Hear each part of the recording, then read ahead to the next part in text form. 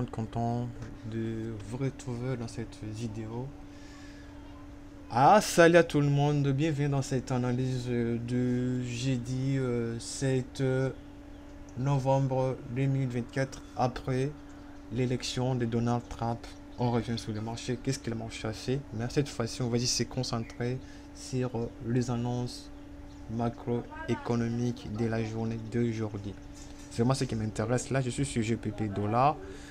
Et qu'est-ce que je pense de ce dollar? Qu'est-ce que ça a été dit depuis la semaine passée jusqu'à cette semaine ici? Qu'est-ce qui s'est passé vraiment côté GPP? On peut tout.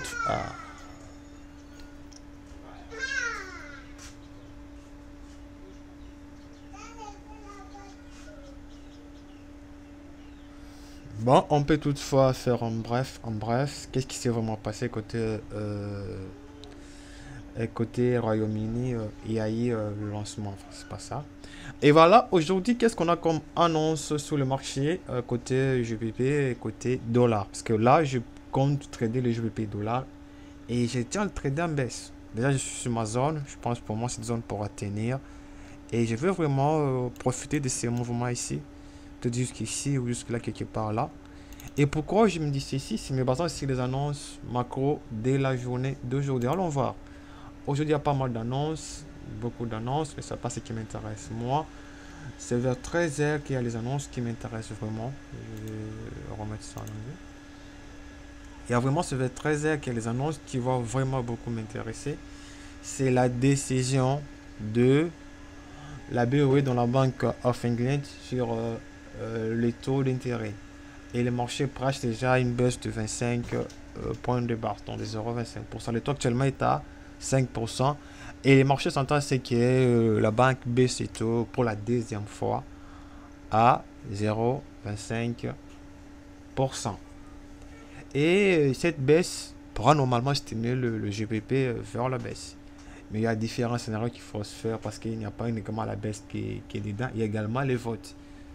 Les votes de MPC dans le Monetary Policy Community, c'est une communauté au sein de la BOE qui s'occupe de la politique monétaire. C'est comme le FMC côté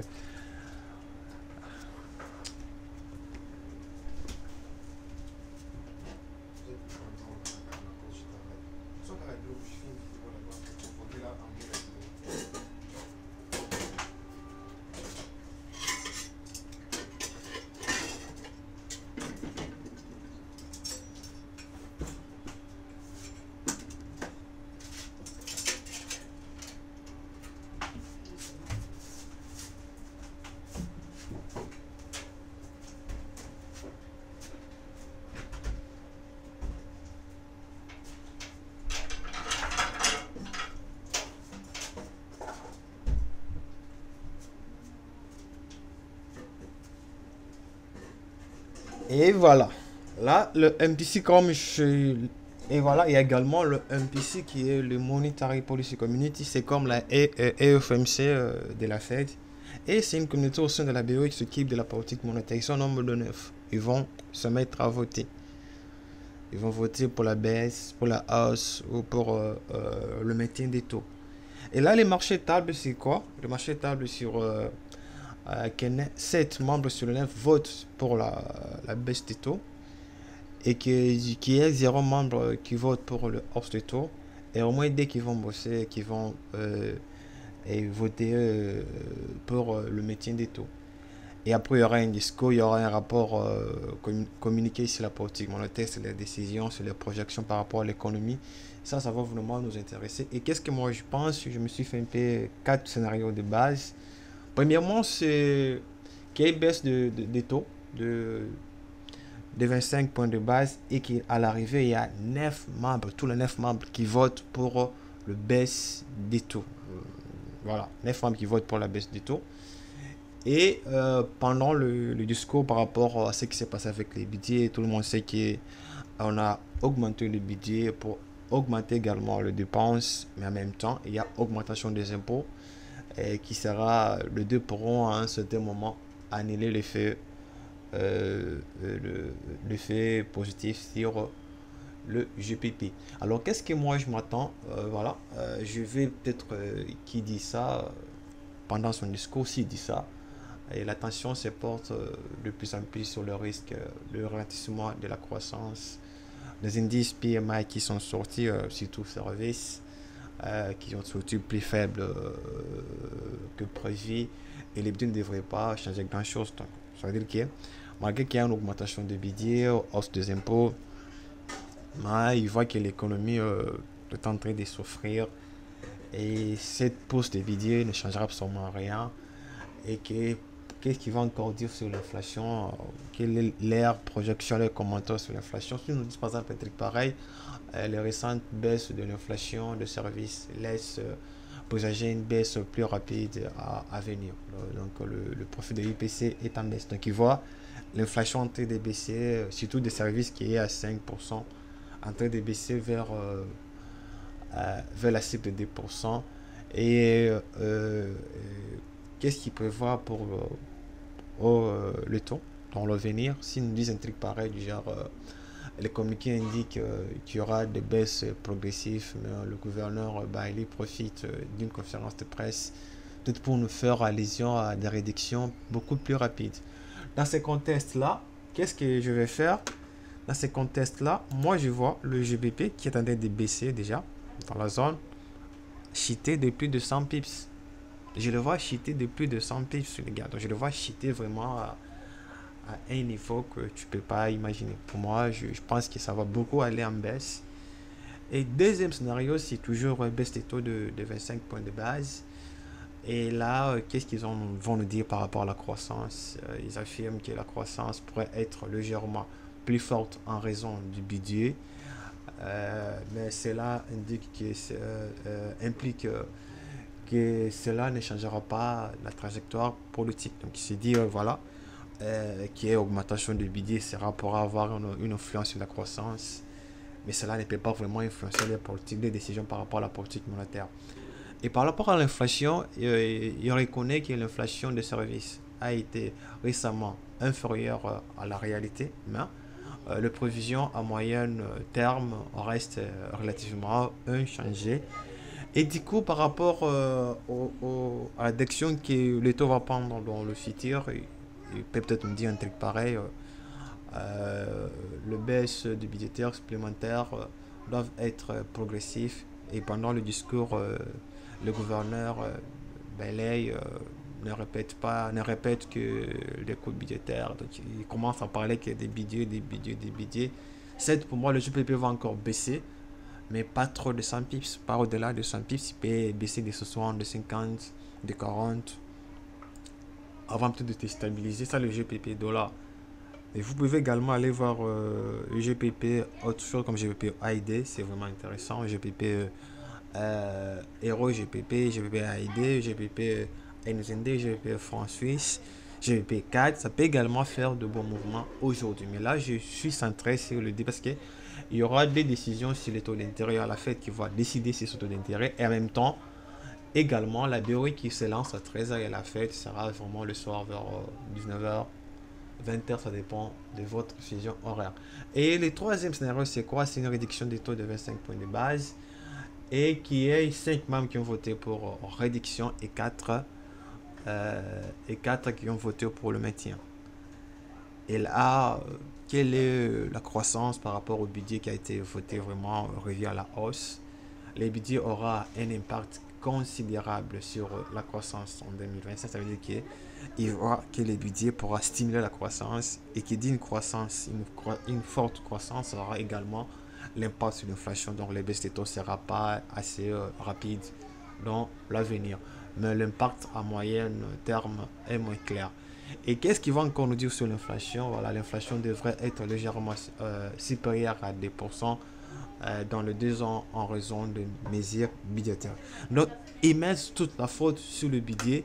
Et qu'est-ce qu'ils pensent vraiment sur le baisse des taux à venir? Eh ben, une décision finalement équilibrée et pour beaucoup. Les réductions intérieures seront probablement progressives. Donc ça commence un peu à douter sur les projections, sur le baisse des taux, tout ça. Et là, dans ce contexte-là, moi, je vois le GPP prendre de la valeur.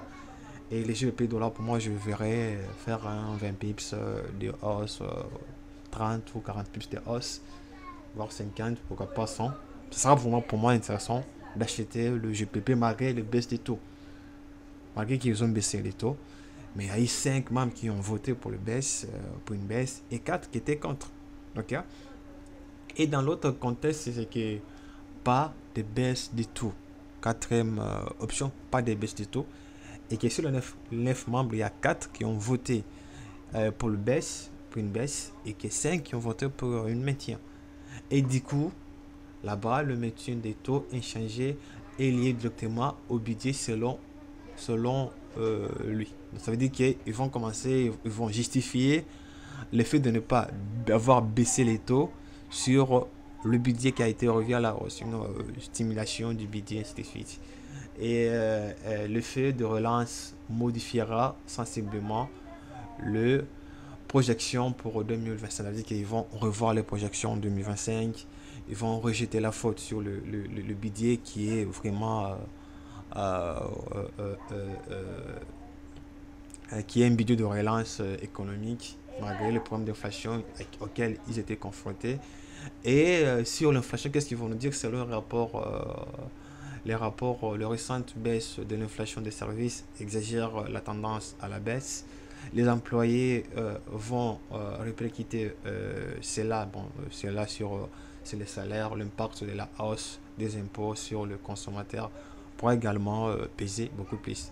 Et aucune indication claire pendant le discours, ils ne vont pas nous donner les indications claires sur les calendriers des baisses des taux, mais réitère que sa tendance est de réduire encore le taux. Ils n'ont pas baissé, mais ils pensent le baisser à l'avenir. Et dans ce contexte-là, le GBP pour moi sera une monnaie assez forte. Et contre le GBP dollar, je peux le voir aller jusqu'à 100 pips, 150 pips de hausse. Et vous pouvez également le prendre comme héros GBP si un tel discours se tient. Quatrième option, pas de baisse. 5 membres qui votent pour le maintien des taux et 4 pour une baisse des taux. Et là, je vous dis, le GBP sera fort. Vous pouvez aller le voir avec Hero GBP qui va normalement beaucoup fitter. Et de monnaie faible comme les NZD qui est également faible. Donc, on va prendre GBP NZD qui pourra beaucoup monter. GBP Yen qui pourra également monter. Là, ce sont mes projections par rapport au GBP. Et les soirs, qu'est-ce qu'on aura? Les soirs, on aura les soirs à 20h, donc c'est à 18h, 18h, 20h, 20h, temps universel, donc chez moi sera 20h. On aura la décision de la Fed qui va normalement baisser ses taux. Est-ce qu'ils vont-ils faire des commentaires par rapport à l'élection de Trump qui a vraiment remis plus du poids au dollar? Et on a vu tous les marchés monter, les indices en hausse, les actions en hausse, les dollars en hausse, la crypto-monnaie en hausse. Et moi, je me suis dit que parmi tous ces actifs-là, il y a un qui nous ment. Il y a un qui nous ment. Trump arrive avec une politique de relance, baisse de impôts, augmentation des tarifs douaniers qui va vraiment profiter au dollar et qui va aussi en même temps créer une inflation dans l'économie. Et une inflation obligera la Fed soit d'augmenter ses taux d'intérêt pour lutter contre l'inflation et les marchés ne pourront pas profiter de ces mouvements-là parce qu'il y aura un taux d'intérêt qui sera beaucoup plus élevé et que la dette de l'État qui est déjà beaucoup au-delà et un taux plus élevé, le gouvernement aura du mal à emprunter. Ils auront besoin d'un taux plus faible pour essayer d'équilibrer leurs dépenses et leur coût de la dette. Là, je pense que cette vidéo vous sera vraiment utile. Et si c'est pour la première fois que vous tombez sur cette vidéo, vraiment c'est une analyse simple pour tout le monde. Et je l'ai fait pour tout le monde, également pour les membres de mon serveur privé. Vous pouvez également en profiter, vous faire des gains sur le marché.